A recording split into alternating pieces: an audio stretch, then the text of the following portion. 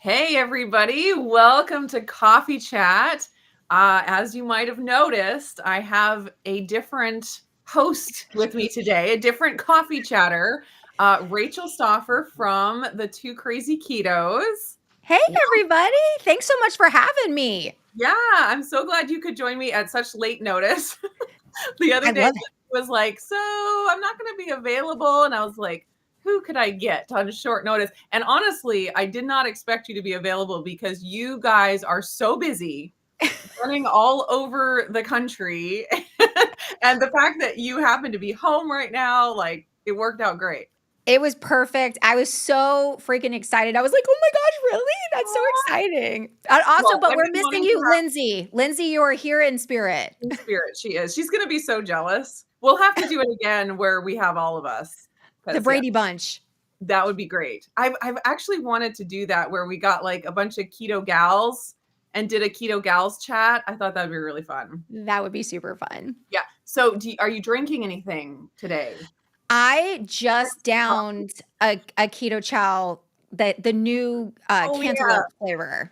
Did you So try it on your live stream? Because you were just on a live stream. we did. We just tried it on our live stream for the first time, and I gotta say, my initial response is completely accurate. But why? Like it was a little strange. I really enjoyed it as an ice cream. I could Mm. totally see this. It would make a fantastic like breakfast parfait, like that, and Ooh, like some granola or something layered in. I'm excited to see people be creative with it.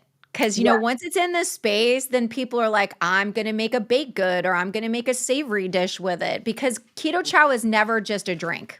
Never. Oh, yeah. So when I first saw the flavor, I was like, that's interesting. What in the world will it be like? Like in my mind, I was like, I can't put together what a cantaloupe flavored keto chow would even be like.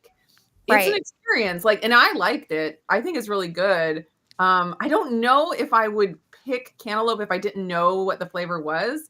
I wish that because my husband's really great at guessing flavors, and but he saw it ahead of time, so I wasn't able to like see if he could figure it out.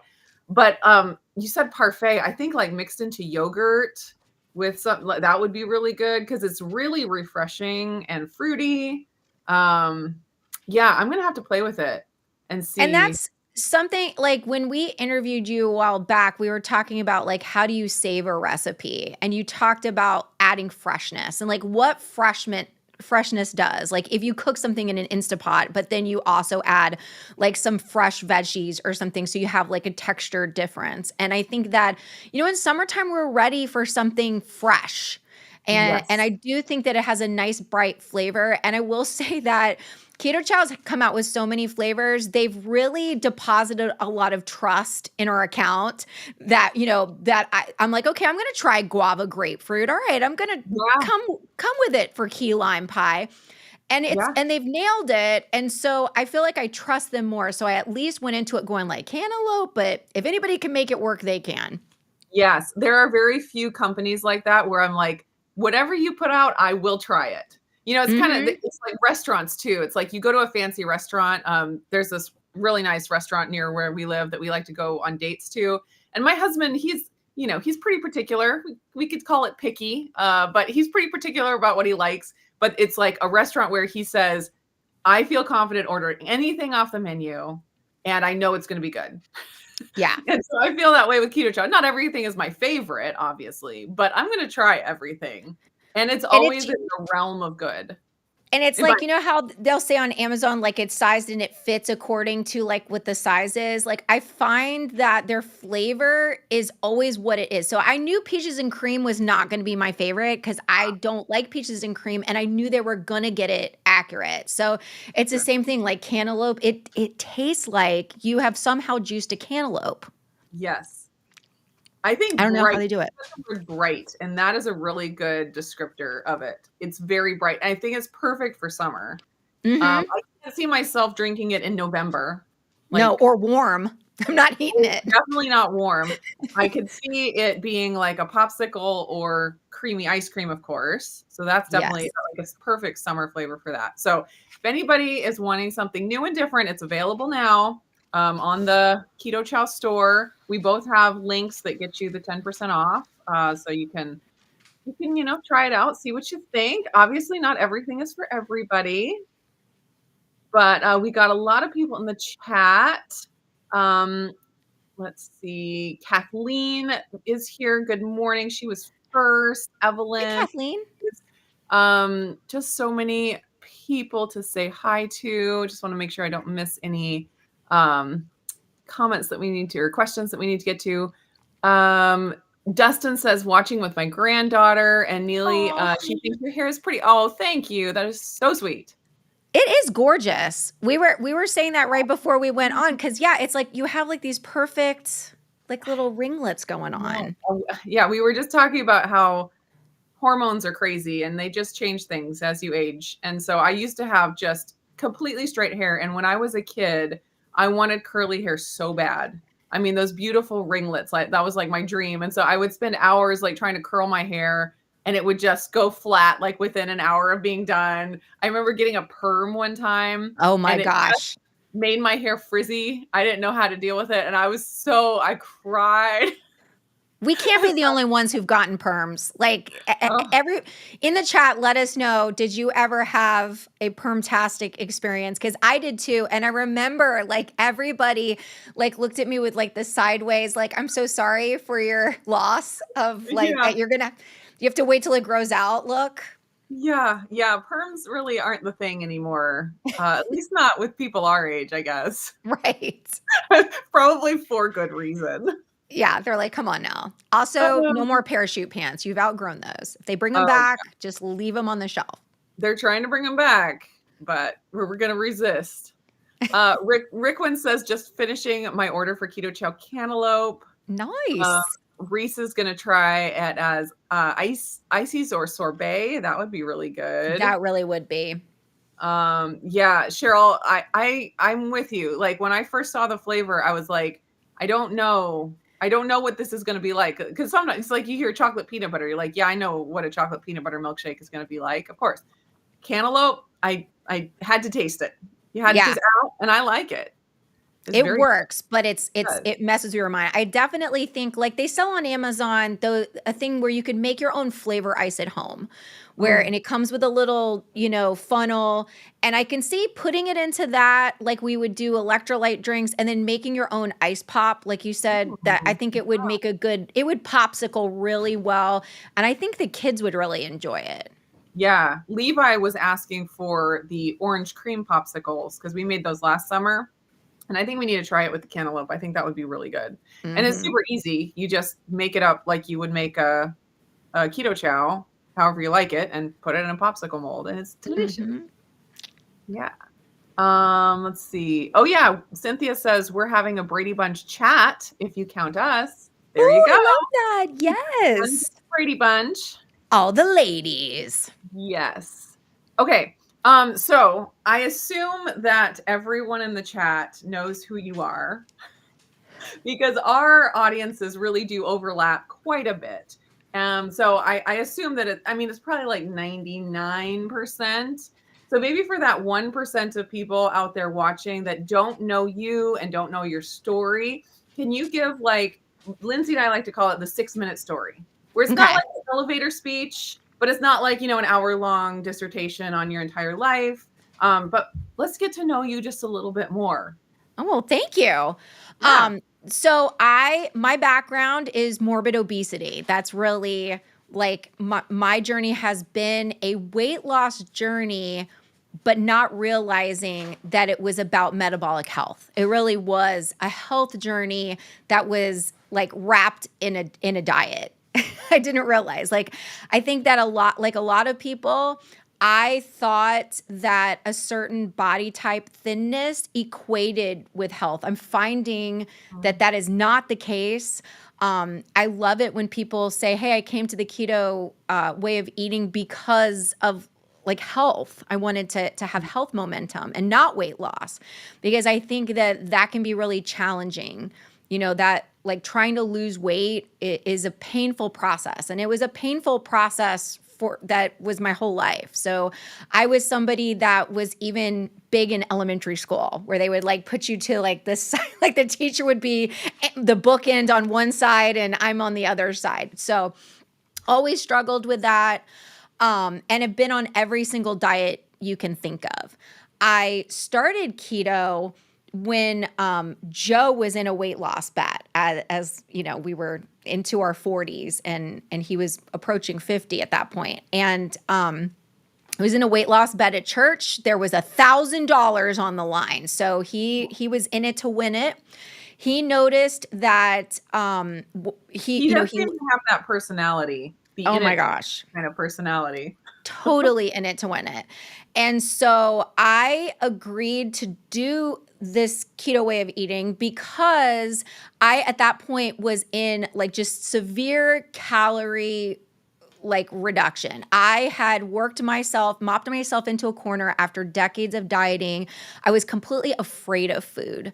I felt like, I was that person who would say, hey, if I smell a cookie, I gained weight. But I really, truly believed that about myself. I thought that I was at a level of food addict, that I just couldn't be trusted with food. And so I just avoided it. And I just ate the same thing every single day. 500 calories a day of oatmeal, a half a cup of oatmeal that I would just inflate crazily with tons of water to make me feel like I'm having something in my stomach. And then I would use a dipping cup of Greek yogurt, and that was it. And that's what I ate religiously for 2 years. And I managed to gain 70 pounds doing that. So when people say it's just about like reducing your calories, there was no more place for me to go. And I definitely suffered the heartache and brokenness of feeling like there was no way out. And I guess this is going to be the rest of my life. So I tried keto, and I had great results that I did not observe because I didn't gain any weight. I jumped into keto and was enjoying hamburger and cheese and, sour cream and like all of these, like butter, bacon, all these things. Did not gain any weight, but did not notice that what I was focused on is I didn't lose any more weight. I didn't lose the weight. I didn't realize that I'm coming from 500 calories to probably, 1,800 calories at that point. Didn't gain any weight, did not celebrate that, and tapped out of fear. But 6 months into keto, Joe realized that his lifelong struggle with mobility, all of a sudden, he could walk. He did not need to take arthritis medication anymore. He did not need to take pain medication anymore. And so I thought, oh my goodness, we need to keep him on this because we had already started making plans for him to be full-time in a wheelchair. And so I thought, well, if our life could look different and he could stay mobile, I want to support that. And I felt like the only way that I could be sure that he would continue with this and not feel guilty about it was if I jump back in. And so I did. And the rest, as they say, is history, because when given a real true commitment to this way of eating with a thought that we can never go back because of the mobility that Joe had gained, now I'm in it to win it. And we started to experience, both of us, the health results that we needed. And for me, I was somebody that struggled with mental health my entire life and just sort of believed that I would always have to deal with it. I had been on all kinds of medication all throughout, my adult life, every medicine you can think of. And it's interesting because, now we see that a lot of the mental health drugs are also used to treat things like epilepsy, even things like Xanax. Like that's for, they use that with treatment of epilepsy. And so it makes sense that keto could help my brain health. And so I have now no medication at all. I no longer suffer with, social anxiety. I'm able to speak in public, things that I couldn't do before. And it's been an interesting journey because I did experience this kind of like amazing ability to pursue my dreams and goals when I was a young adult at like college age, when my hectic, busy schedule was keeping me like not like I wasn't eating a ton. I was definitely like living in a state of ketosis. And so I was very high functioning and was able to pursue my goals. When I stopped that career, because I was a journalist for more than a decade, once I decided to like have a family, settle down, start like, cooking at home, and I didn't know how to cook. So I leveraged things like Stauffer's lasagna and like all those meals that were just like heat and eat. Mhm. Now we were in really high carby foods. And so I started to lose that momentum and that ability, and it put me back into that shell of what we identified as mental illness. But now what we see is I had, issues in my brain health. And once we treat the brain health, we feed the brain what I need, Mhm. I'm successful. So I do practice more of a therapeutic state of keto, a keto way of eating, not because I think that like, let's go carnivore, let's go hardcore, but mine is all More. about being able to sustain my mental wellness. Yeah. I love that. Okay, so when I first met you in person, it was about a year ago at KetoCon. We went to a dinner and you were there, and I was so wonderful. And we had just the most wonderful evening with the bears and with you guys and Lynette, and it was so fun. And my husband was with me, and he'd never even seen your guys' channel. He doesn't watch keto YouTube. So our worlds, on YouTube are very different. And so after that, we were talking, and I mentioned something about you guys having lost weight. And he was like, "Oh." And I said, "Yeah, they, used to be, I mean, Joe was like in a wheelchair, like all this stuff." And he's like, "Really?" And so when I see you guys now, it's like I don't see any morbid obesity. I don't see that. I look at you, and it's hard for me to even picture you like that. So hearing your story, even for the people that are here that know you and have heard your story before, I feel like it's good to hear it again, because we forget where people have come from. We forget where we have come from, and all that we've overcome. So like that just, it's so encouraging to hear that and to be reminded of that, because we can very easily, that gets put out of our mind, and we focus on the little problems that we have right now, and Yeah. and act like those little problems that we have right now are as big as the 300 pounds that we had before. And so That's just so to be true. reminded and get a perspective of like the health that you have now, versus what you started with is just, it's just encouraging. And I Well, also thank you.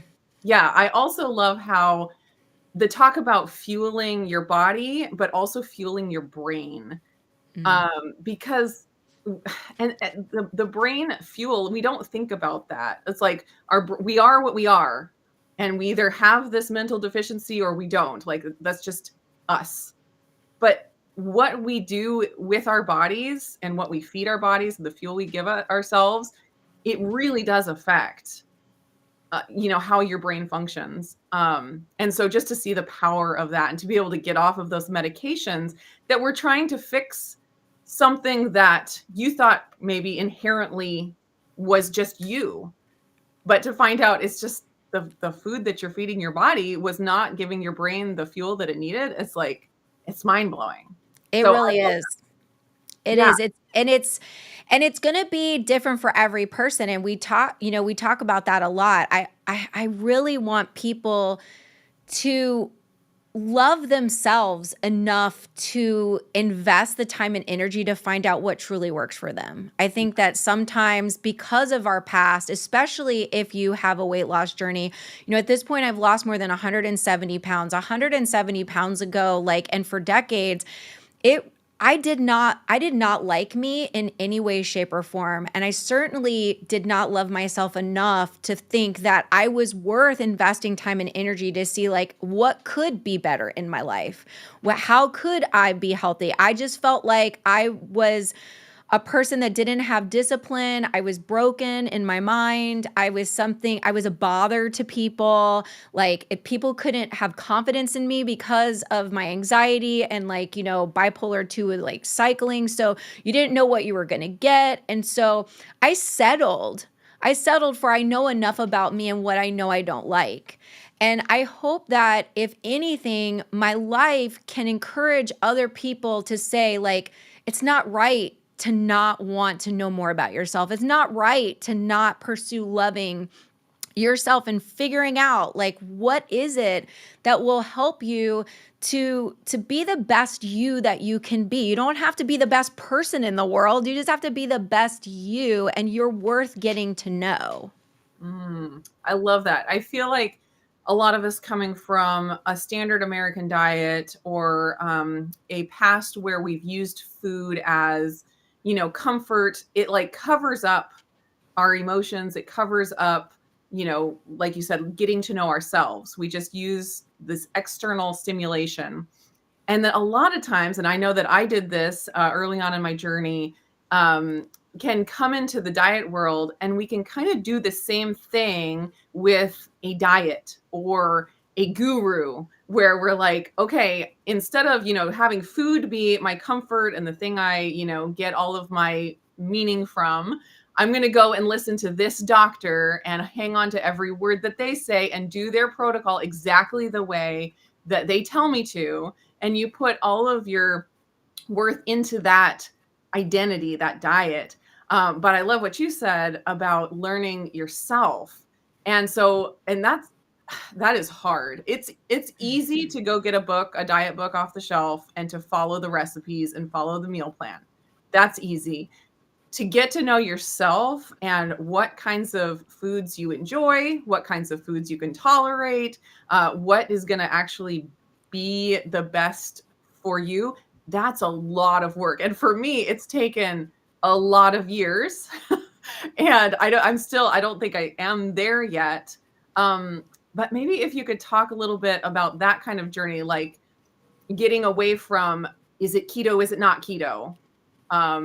Being the way that you make decisions about how you eat or your lifestyle. That would be interesting.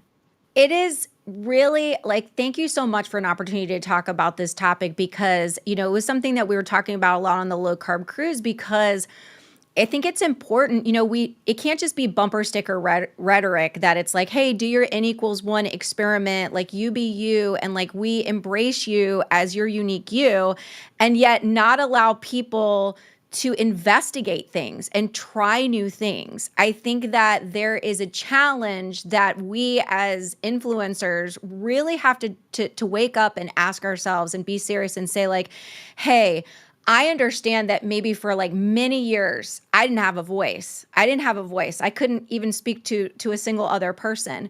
And it feels very good to be in this new body and to be having health momentum, and then to have an audience like there. That's really cool. Like, that you have people that you interact with and friends and people that count on you. And that's really awesome.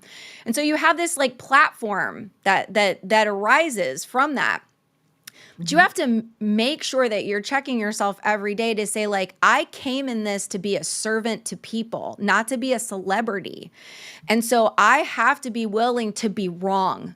I think sometimes if somebody gets elevated to like a guru status, then any challenge to that, information that they've put out in past videos or pamphlets or anything, now it becomes like, are they willing to see, like, revisit an issue that maybe it worked this year, and then maybe because of different circumstances or challenges, things don't work and we have to pivot. Yeah. But sometimes I think that we can be guilty and say, like, I can't admit when I'm wrong or if things change in any way, shape, or form, because maybe then I will lose my influence and go back to being sick Rachel or, that. So I think it's really important for us to be willing to have these hard discussions and try things, even if it means that, like, you're going to lose audience, you're going to gain weight as you explore things. You got to try. And I know that it's hard because we live in this social media society. Everything's very visual. And you want to say, hey, I'm credible because I've maintained this success and just continue to like go harder and be more amazing. But the Yeah. fact of the matter is, this year, I've got like extra weird water weight going on in my thighs and my butt, and I am trying to figure this thing out.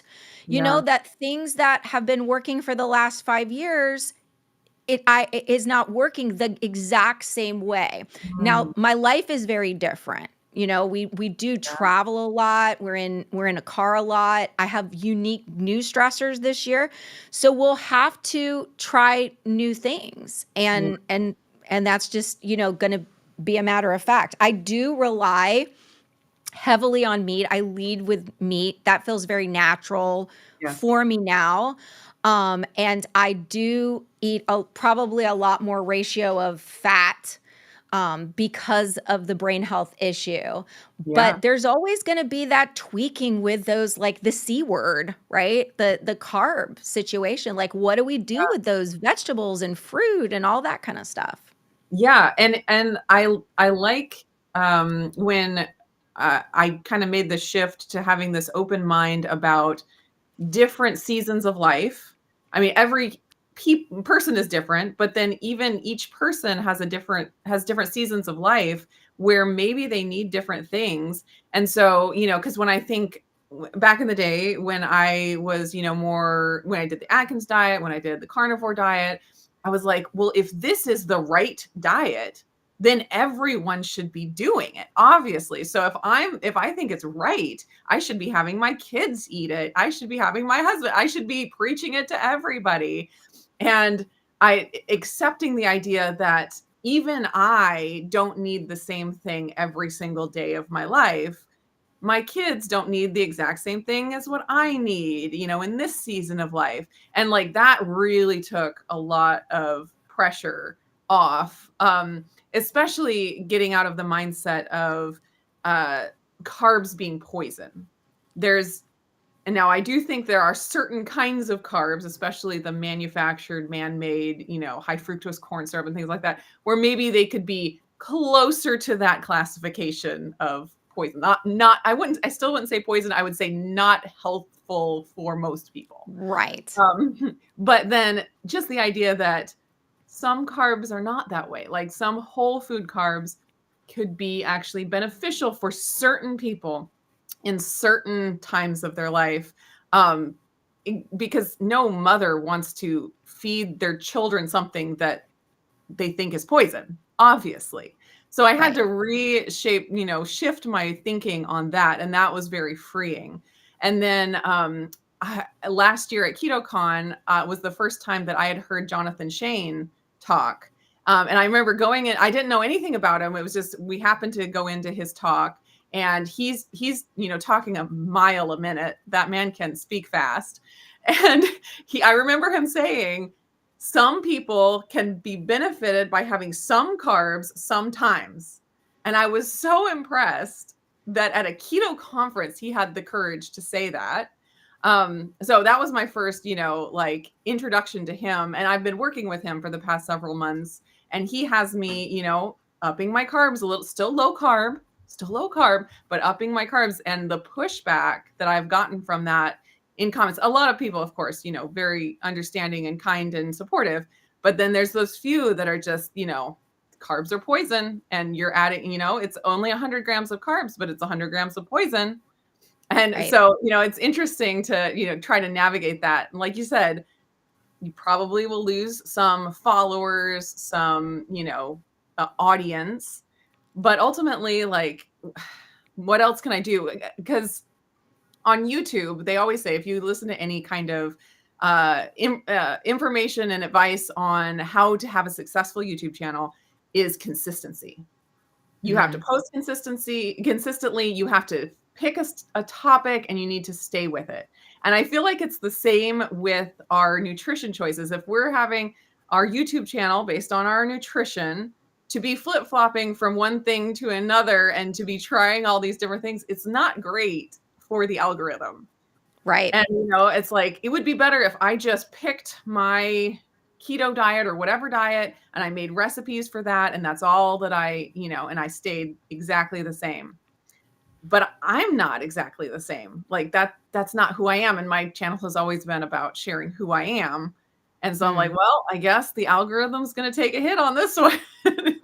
Well, and And so, I think that that's really true. And I think that, being clear about like your particular mission and your purpose is so important. So like for you, you're like, hey, this is my life. So nothing I post is incorrect because this is the journey of my life and me sharing it. And all I can do is be authentic. Me kind of like giving in and doing things that are not me and showing to make you happy, that would be inauthentic. That would actually be against what my channel is about, which is authenticity and transparency. And for us, that's having a clear mission that we're about community and we're about being like a safe, encouraging place for everybody really helps me in those moments where I'm like, oh, people aren't going to be mad. We're going to get the comments or people are going to leave us now. But I think about new people entering the space, just being willing to give keto a thought, like to think that they're just at that moment where they're thinking about turning the food pyramid upside down and like, could we even do that yet? If I see my granddaughter as she toddles into this keto space, would she be welcome? Or would I be like, you can't come into this cool kids club. You can't come in. And I think if I would bar entrance to my grandbaby because she can't eat exactly or need to eat exactly the way I do, like how tragic and horrible that would be.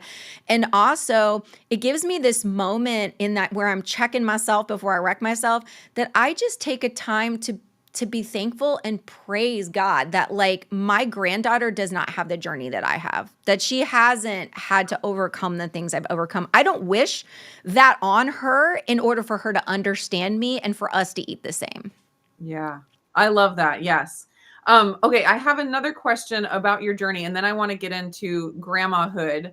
But real quick, how has exercise been a part of your journey? Because I mean, a lot of people feel like when they are in the standard American diet, they need to make a change. It's diet and exercise. And I know, and I always say, like, focus on one thing first, get the diet under control first, and then, you can do exercise later. Since you've been on this journey for a long time now, how has exercise come into play for you, and what does that look like? For me, I actually was really excited that keto promised that you could lose weight without exercising. And Same. it is possible. I will say that in the fact that you're just like logically like eating your own fat, like you're living off of fat. And so it taps into your body, your body fat and it's you're eating yourself a little bit like that's very attractive to me. That was very attractive. I would definitely classify myself as an indoor person years ago. I was somebody who when asked what my favorite hobbies were, it was watching movies and napping, like sleeping was what I enjoyed doing. Yeah. So that was not appealing to me starting out. I knew that I was losing a lot of weight and I still continue to this day need to use like compression things to like keep it all together, right? Because like you had an inflated balloon and now you took the air out, all right? Yeah. When people are like, "Oh my gosh, like keto's the fountain of youth and you don't have any loose skin." That's a lie right there, okay? Glad Because I that's how it can is for you. yeah, exactly. Like I can prove to you it is a lie. But it helps, but like you still have to, tone this sucker. Yeah. So, but what is also awesome about keto is that keto makes you kind of antsy because you Mhm. do have all of this clarity and you feel so good and you're waking up and you're earlier than you anticipated. That was like my mom hated that about keto, that she was like, I can't even sleep late anymore because I'm like up and at 'em. Yep. So what do you do with that? You can just like sit on the couch. But what we realized was we do have more energy for activities, and we didn't just want to be in a smaller, we could do something with it. I can fit on things now. Now, for me personally, I have to like fitness and exercise, all of it has to kind of make sense to me. Like gym Mhm. stuff doesn't really make sense to me because I'm like, I'm going to go pay somebody to stand in their room instead of my room and like pick up barbells. Like I'm renting their barbell space. So that wasn't as appealing to me. But if you say we can go like for a walk, we can see pretty things, we can like lift stuff so I don't have to pay somebody to cut my trees down. I can like cut my trees down and haul things, to bulk garbage. If it is, I'm going to climb stairs because I want to go down the water slide. All of these things make perfect sense to me. So the idea of more like functional fitness is definitely what I tend to pursue. And if there's a fun element, if we can somehow make it fun or beautiful, I am all in. So when we're on the cruise, for instance, recently, I would walk up 20 flights of stairs a day. Now, if you give me a Stairmaster, I'm like, no, thank you. Still But more. if you're like, you could either climb up those stairs and get to where we have the buffet, or you have to wait for the elevator, I'm stairs all day long. I'm Yeah. team stairs. But Yeah. it has to kind of make sense Climbing to me. stairs to get to food, that's my kind of exercise. I'm all for it. I don't want to Yeah. wait. I don't want to wait for the elevator. Yeah. Yeah, well, I feel like you and Joe have done such a good job of creating a life where that functional exercise comes into play.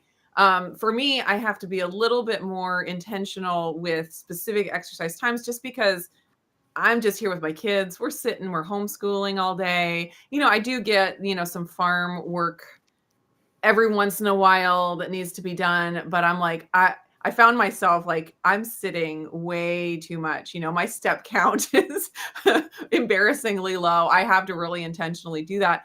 But I feel like, maybe one day when the kids are out of the house, Jeff and I will have the freedom to kind of have that you can create that kind of a life a little bit more. And we kind of, we had a little bit of it on our last trip, our road trip to Utah, where we got to live a little bit like you guys for a couple of weeks. But I think you've done an amazing job of creating that kind of a life for yourself. Because for those of you watching that don't know, Joe and Rachel are RVers, travel the country, like are doing all kinds of things. And like I said earlier, it's good to remember, like remember the beginning of Rachel's story when she said Joe was preparing to be permanently in a wheelchair. And to think about Joe now, like you look at Joe and you don't see that person. You see a very active, go get them, in it to win it kind of person. And anyways, that's mind blowing. So you guys are home now, which are you guys out RVing more than you're home these days? How's that work? It's back and forth. We, started traveling because and again, if someone's like, "Hey, I'd like to change something going on in my life." My my suggestion was find a way to serve others because if it's just for you, a lot of times you'll like pass on that and like be like one day I will do that for myself. Like we had an ambition to travel, but we just never did. We hadn't left our house in 6 years when we first started going to like keto conferences. But there was this thought that it would make it easier and more approachable for people to show up for a keto conference and have like a moment of community and get together. And I felt like we need each other. We need to not be alone. And I knew that isolation feeling. I knew that feeling of like not feeling like you fit in or belonged anywhere.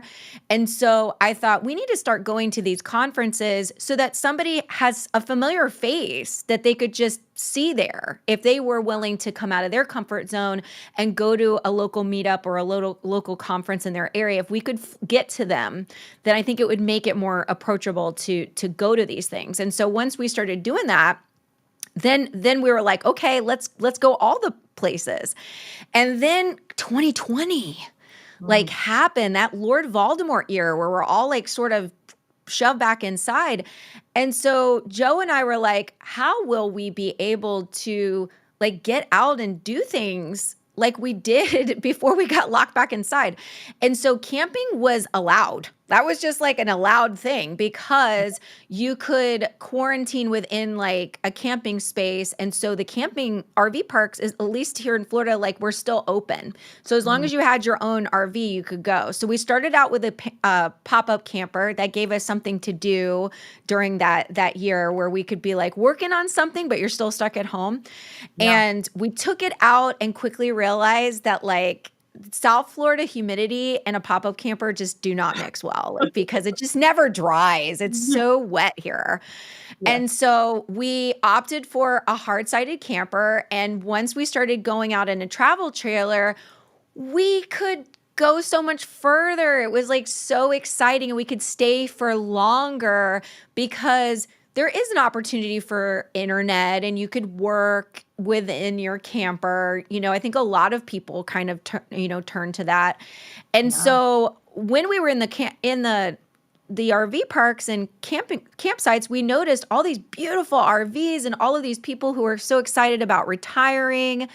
And we would be like, cool, we're going kayaking today. What are you doing today? And they'd be like, nothing. And I'd be like, nothing? This is a beautiful place. Are you going to go for a walk later? Wait, what are you doing? No, nothing. I got a lot of aches and pains and hurt. And I realized that people were still having this very small life. It was different location, Yeah. but it wasn't changing what was going on. So we thought, you know what? I think that there's an opportunity for us to help people that were already keto to have some ideas for what they could do that was movement. And it's easy to kind of get into stuff because wherever you visit and camp, there's usually something like there's a lake or there's a hiking trail or there's a place to bike. So it's an easy buy-in that's inexpensive. And then for people in a camping world, we would be able to say, hey, maybe if you change your diet, you'd have that energy and you'd lose that inflammation and you'd feel better so that you could actually enjoy this life that you've worked so hard to get to this point and really enjoy your retirement. Yeah, I love that because just getting the RV isn't enough. If you're still fueling yourself in a way that's not working for your body, I mean, it it's just as detrimental as sitting at home on the couch. You could sit on the couch in your RV. I mean, maybe Right, you could outdoors a absolutely. little more, but still, yeah. So I love how that works together. The lifestyle and the diet that give you the energy to actually make the most of that RV life. Love that. Mhm. Okay, so you are a grandma, I am. which you honestly do not look old enough to be a grandma. God Um, bless you. you, I mean, if someone said, "How old is Rachel?" I'd say, I don't know, like early 30s. Oh, I love you so much. Oh my gosh. And okay, so here's where I'm at. My oldest daughter just got married this year, and they want to have kids.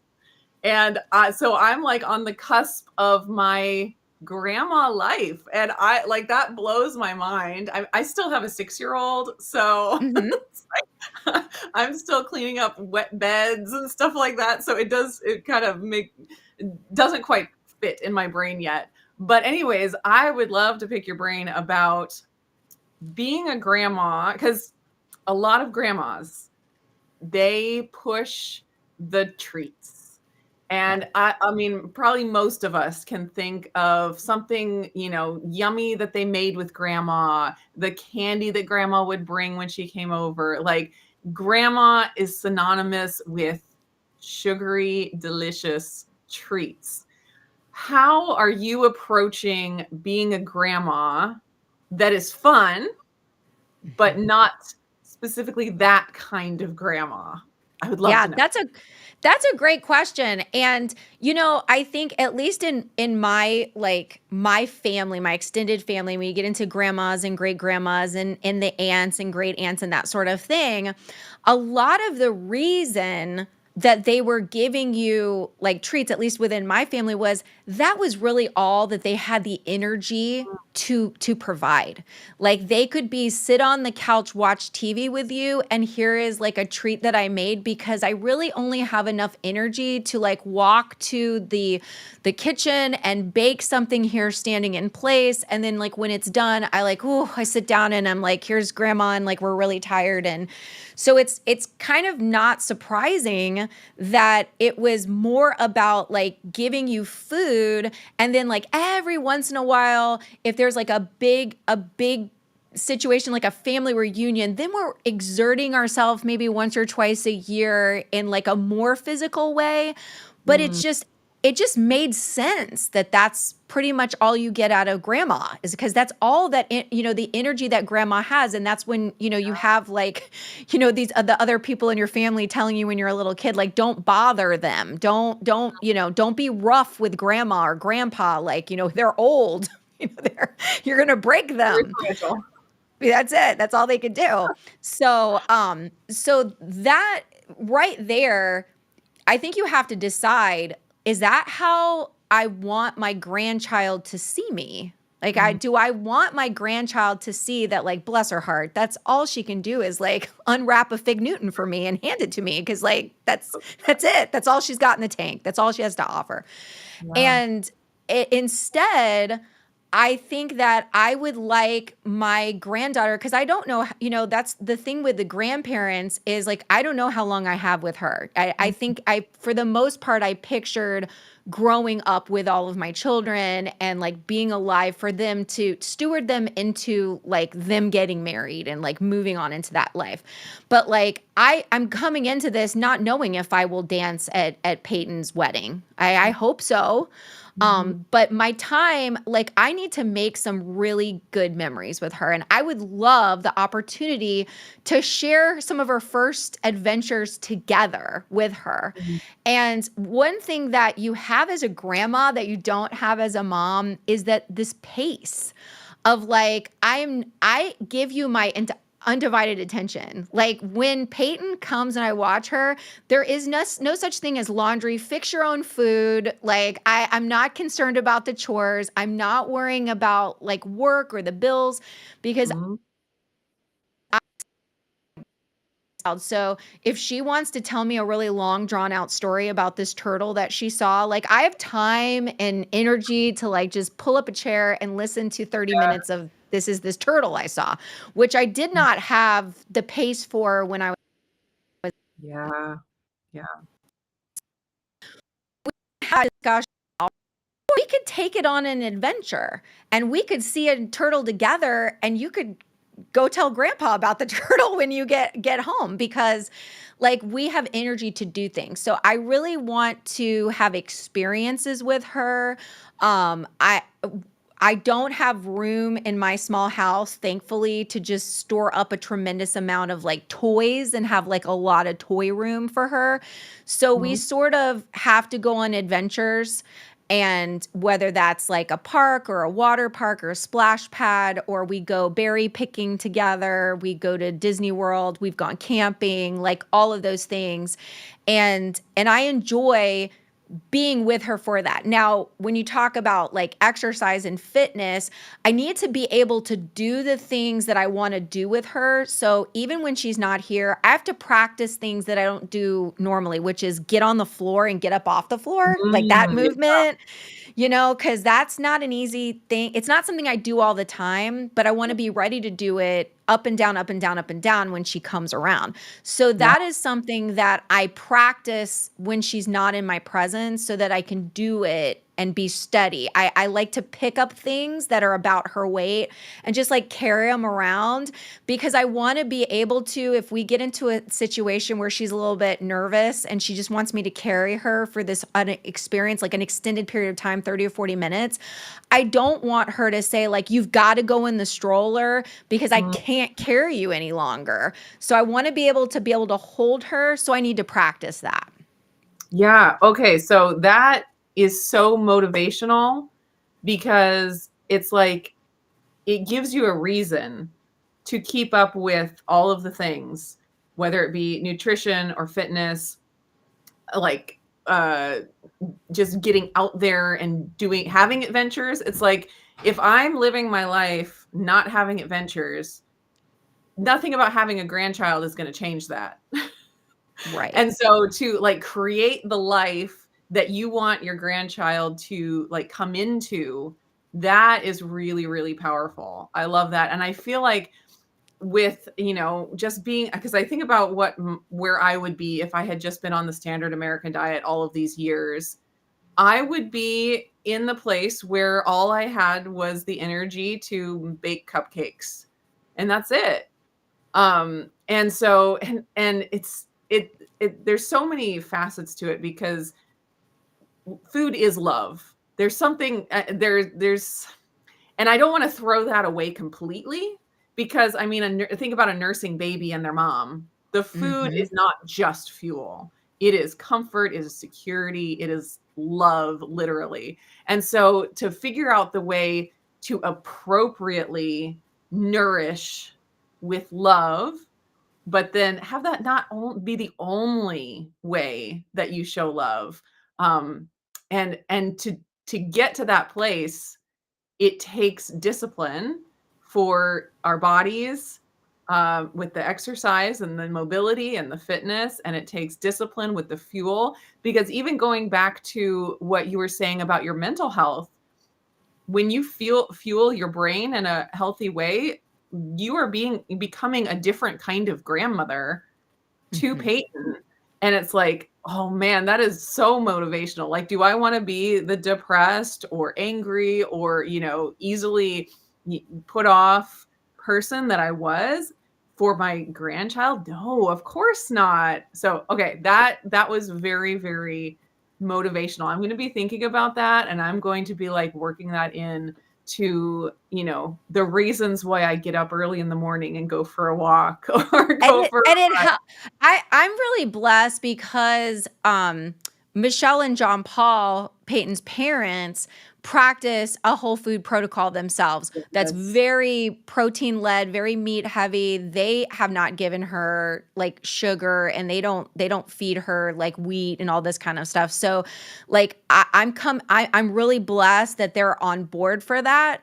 And I will say that being able to reinforce that, like when she's at our house, we do like give her brisket. And like that's an expensive, like luxury thing. Like, so me and Joe may just eat the ground beef. And then when she comes over, we get like a nicer cut of meat so that we're kind of like, it's a special occasion and it takes time and effort. So like, I feel like we're still, you can still put that energy into what you're giving her. But I'll tell you, it's really nice feeling like I'm not putting her in a position where her like, she's spiking up and down all day long, and she can feel consistently well when she's with us. And so I'm Mm, never returning her to her parents like, hey, like I sugared her up and like good luck going to bed tonight. I like the fact that I feel like I can still extend love to my children as well because they know she's safe when she's with us. And then mm. she's coming home very well and not like on a roller coaster of emotions herself because of what we're feeding her. Yeah, I love that. Maybe Peyton needs a shirt that says "Keeping Up with Grandma." Yeah, I think I so. love it. And Grandpa. Yeah. Yeah. So there are all of those dynamics that everyone has their own unique things that they're dealing with, but having and oftentimes, like, what I've experienced, and I've seen other people my age experience, is the grandma and grandpa have different nutritional ideas than you have, and you're trying to keep the reins on the sugar and all of that. But then it also could be the same where you have this healthy lifestyle that you've chosen, and your kids don't necessarily have the same values with their kids. And so navigating that with relationship and with love, it's not an easy thing. I'll just leave it. No, All it's right, we true. are coming up on an hour. If anyone has any specific questions real quick, feel free to leave them in the chat. I can't go through the whole chat and find things that have already been asked. So if you have something, maybe put a Q, and we'll see if we can get to that real quick. So Rachel, you just got back from the low carb cruise, which I heard was terrible. And, we're glad that none of us that didn't get to go, we're glad we didn't, take the time to do Right. that. But, so you just got back from that. What's the next, event or thing that you're planning? So we'll be at the Keto Orlando Summit. That's in our backyard, which is August 1st through the 4th. I actually put it to the side here because I will forget dates. But yeah, the Keto Orlando Summit, it's in August 1st through the 4th. Then we have the finale rally for the show that we were on, RV Unplugged. There's a new episode every Wednesday night. Tonight will be a new episode 3 at 8 p.m. tonight. But there will be a finale rally where we find out like who wins the $25,000. That's going to be August 5th through the 8th in Auburndale, Florida. And whether someone has an RV or not, they can come to the finale rally if they're in that area. Then we'll be at the Wait, Hershey. Is that going to be live streamed, by the way? It will be. It'll be Okay, live cool. streamed, and then you can also like be in person if interested. We'll be at the Hershey RV show, which is the largest RV show in the country, September 11th through the 15th. Then you've got Keto Palooza in October 11th through the 13th, and then we will have our 2KK cruise. That's going to be December 8th through the 14th. It doesn't have speakers on it like the low carb cruise. It's just a fellowship cruise, just a cruise to like hang out with one another. And then every Veterans Day on November 11th is our 11 on 11 live stream where we raise money for veterans. Nice. Yeah. So busy schedule over the next couple of months. Question from Jeanette. Are you still diving? I am. I do. That was an interesting thing. Something that was definitely a dream bucket list thing for Joe to do would be to go back to pursuing diving, something that he did before his accident, and then something that he didn't think he would ever be able to do again, and thankful for the mobility and to be able to do that. And so he took me along for the ride on that. I still have not been able to bring myself to deep dive wrecks like Joe can do, where it's like you're 150 feet under the water. I still am in like that 50 feet of water range. And I'm really thankful for Florida. If you're like on vacation, I will say, even like in the Palm Beach area, you can get from 0 to like tons of tropical fish, even like snorkeling, like 10 feet of water, which is really cool. We actually live in the 3rd largest barrier reef in the world. So you don't have to go all the way to Australia. You could just come to, Florida, and we'd love to go, with you if you're in the area. I would love to go snorkeling, diving someday. That's one of my dreams, again, after the kids are out and we're able to do stuff. My husband is not a swimmer, and so it makes him real nervous to think about doing anything like that. But I'm like, Shallow. I would love to do that. Yeah. Yeah. Okay. Adam wants to know about a video chat. Want to share medical misery. So Joe does coaching, right? Mm-hmm. Yeah, so he does.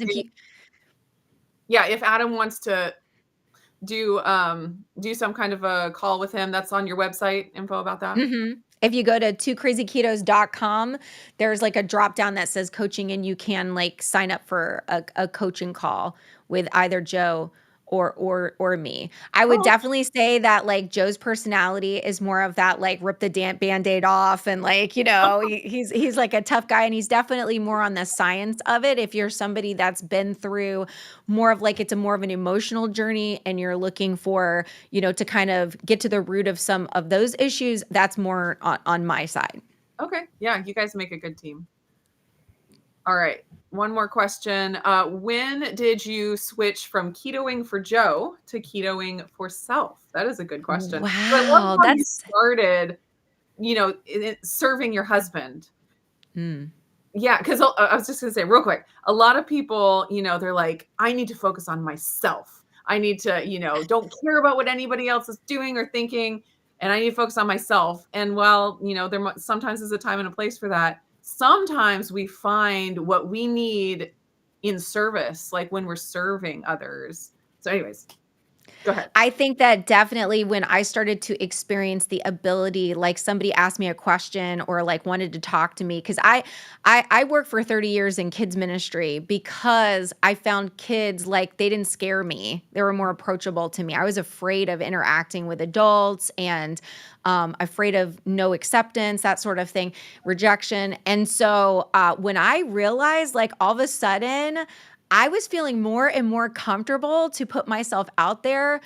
I remembered long ago and far away, there was this time in my life when, of course, I didn't realize it was because I was in ketosis, but like that I could have a life. I could have dreams of my own again. What if I could share my story? What if I Mhm. wasn't like having to make excuses of why I can't show up to things or participate or like, I think you settle a lot for things like you are underemployed a lot of times because of what you feel like you have to do because you can't be confident in your body and in your life. So when I started to realize, like, oh my goodness, I wasn't afraid, I was able to articulate what I wanted to say, I wasn't stumbling over myself, I thought, oh my goodness, this is working. And that became really a powerful thing.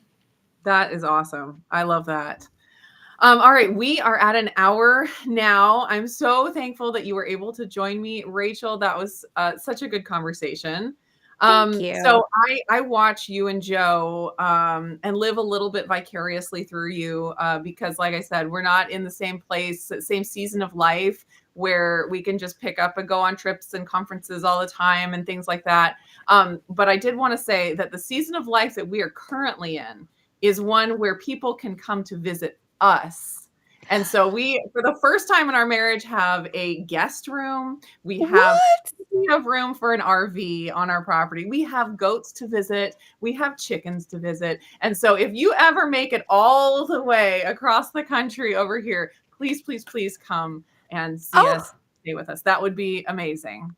I would love that so much because I'll say that as much as it's like it's exciting to be in this season of life, I'm like, oh, she's still got babies at home. Like I'm trying. that whole like still having a 6-year-old, like I will come and change the sheets. Like sometimes when you've got the older children, you're like, can I be of service to you? Like, and it's like, no, I'm fine. I'm like, can I get Yeah. you a drink? And you're like, I don't need a sippy cup. I'm good, you know?